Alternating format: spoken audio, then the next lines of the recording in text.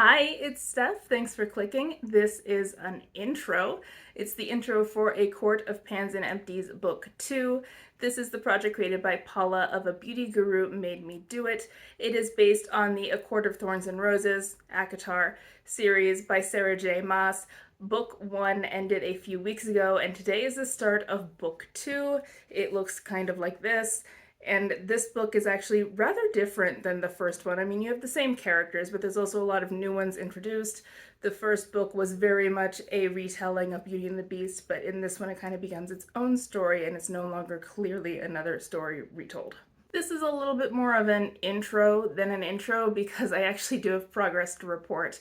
Whenever I was doing the first project, I continued working on some products after the finale, and that was because Paula's doing the same thing, so it's not cheating. So I do have progress to report before I introduce anything new, but I am going to warn you that if you have not read the first ACOTAR book, as well as A Court of Mist and Fury, which is the second one that this one is based on, then this video does contain spoilers. Since the last intro, I have been working on Nesta Archeron. She's the oldest Archeron sister, and she has a fiery temper. So she is represented by something that is flame-colored. Orange, red, yellow, that kind of thing. And so what I brought in was this Fenty Beauty Gloss Bomb Heat in the shade Hot Cherry with a 10 use goal at the finale. I had 9 of those uses and I am wearing it right now for the 10th time. So this is now finally rolling out. I do like this product. I don't know what my problem was with not using it, but there's nothing wrong with it. It does plump your lips. It has like a cinnamony type feel to it. I wouldn't describe it as painful. I also don't really think I need a plumping product personally, but I do like the color of it. It doesn't look like a true red, as you can see. I don't have anything on under it. It's just this product on my lips, but it does add some color, but it is now out of this project. I was also working on Rhysand. He is the High Lord of Night Court, and he's represented by something that is either navy blue or purple. I picked something purple. It's a Cynthia Rowley eyeliner. It doesn't have a shade name, but it is purple. I have a goal of using this 10 times as well. At the last update I had 5 uses, and I'm still at 5 uses. I didn't use this in the last month. That's because I was working on other colored eyeliners, but this is now my priority focus for eyeliners again, so I will at least have progress on it by the next update. Then there is the Adder. The Adder is a dangerous creature that looks kind of like a gargoyle, the way it's described, and so it is a dangerous product. This is the Bobbi Brown Smoky Eye Mascara, and I have poked myself in the eye with this wand, so it is very dangerous because I am clumsy. But this is something that I'm trying to finish. I am now up to 57 uses, and it's not gone yet. It's definitely drier than it was, but it still works. I'm still getting product off on my lashes. I'm still seeing a lengthening effect when I use it, so I'm still going with it. I personally don't feel that I need to wear a lot of mascara. Whenever I apply mascara, I'm mostly just trying to make my lashes black again after I get powdered eyeshadow on them. But this does the trick still, so I'm still using it and we'll find out when it's done. Next is Fae. The Fae, of course, are most of the characters within the ACOTAR series. They are humanoid, but, far more beautiful, and they have magical powers, and they're just flawless in ways that humans are not. But in any case, they are something that perfects your look or makes you feel beautiful. This is the Urban Decay All-Nighter Vitamin C version. My goal was to use this 10 times since it's almost the last step of my makeup routine, and so it keeps things in place. So, it perfects my look by making it last. But at the last update, I had 4 uses on it. I'm now up to 12. So I've surpassed my 10 use goal, and this can roll out. I do like this product. It's no longer available anymore, though, so oh well. And the last one that I was working on was Tamlin, and he is represented by a product you changed your mind about, because Feyre changed her mind about him, twice ultimately. And so I picked this Cover FX Shimmer Veil in the shade Halo. I had been under the impression that liquid eyeshadows would be messy and difficult to use, and so I wasn't that thrilled when I found this in an advent calendar, but it turns out I love it. So I definitely changed my mind about it. My goal is to use it 10 times. At the last update I had 1 use. I've used it 1 more time for a total of 2, and that second time is today. It's the only shadow I'm wearing, so I usually use this as a topper, but today I just used it kind of all over my lid area, and it's the only thing on my lids because I was lazy about my makeup today. I was traveling all weekend, I'm tired, my voice is dying because I was screaming a lot, but I still have 8 more uses to go, and I probably won't meet that by the next update, but we'll see how many more I get. So I do have 2 rollouts. They are Nesta and Faye. I am still working on those 3 products, but this is an intro, so I'm going to be bringing in some more. These will be the prompts for the new round, and I'm really excited about that. There are 2 prompts from book 1 that I never got to. Those 2 prompts are on my Tiny Decisions wheel that I use to select the next ones, and I could potentially get those, but I didn't this time. So these are all 3 prompts from a new book, and I went with 3 because I have 2 rollouts, but also we're starting a new book, so I just wanted to roll 1 more in. So it is 3 prompts that I'm bringing in. The first prompt I got is High Lady, and this would be the major spoiler that I was warning about for book 2. Feyre becomes High Lady of Night Court at the end. So High Lady is something that has diamond in the name or is in somehow diamond-like. I went with something diamond-like because my scent that has the word diamond in it is in another project. I actually have another product that has the word diamond in the name, but it would compete with something else, and the one that I'm thinking of is relatively new, so I didn't want to pick that. So something that looks diamondy. It's my Au Naturel Creme Shadow in the shade White Quartz. It's a shimmery white, which is diamond-ish. My goal is to use this 10 times for High Lady.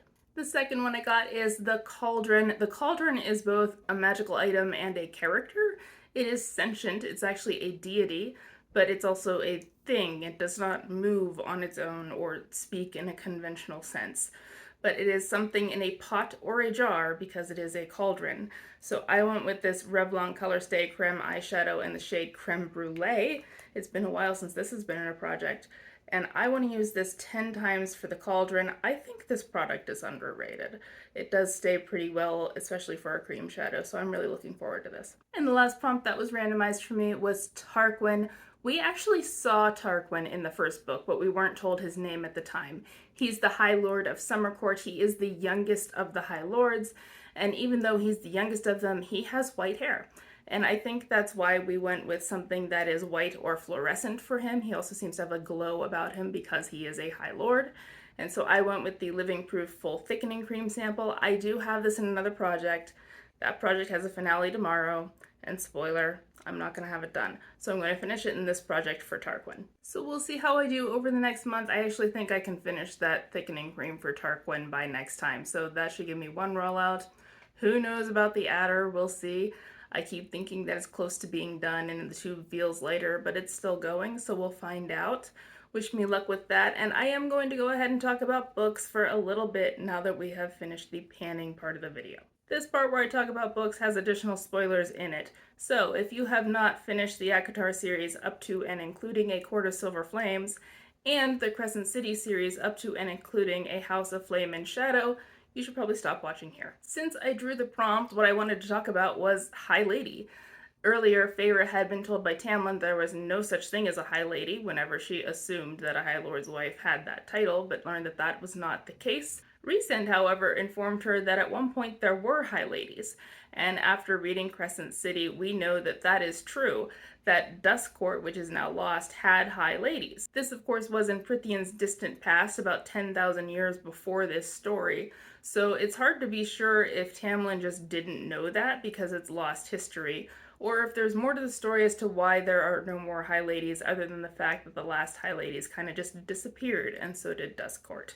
I always thought that it was a little bit odd that none of the High Lords ever seemed to have female offspring, with the exception of Rhysand's father. We know that Rhysand had a sister. She was murdered several years before the story started by Tamlin's father and brothers, but she is the only female offspring that we know of from a High Lord.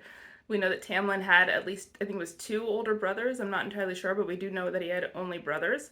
We know that Beren, the High Lord of Autumn Court, believed he had 7 sons. Turned out the youngest isn't actually his, though he doesn't know that yet. But all boys, once again. We also know that there is another High Lord who has 1 child that he doesn't know about who is male. That, of course, is Beren's 7th son, who isn't actually his 7th son. I had noticed that trend a little while ago, and so I had actually thought for a while that Rhysand's sister was only his half-sister, that his mother had cheated. We do know that his parents were mates, but they didn't necessarily get along all that well. So I thought she may have had an affair and that the sister was a result of that. Rhysand's sister, by the way, is not named in the series, so we don't know what her name was. However, that doesn't seem to be the case anymore after reading Crescent City.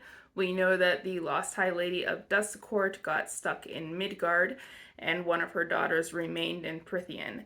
That daughter married into the Night Court line, and so that's where the Dusk Court lineage got lost by ending up as part of Night Court. Asriel noted from the memories that she looked exactly like Rhysand's sister.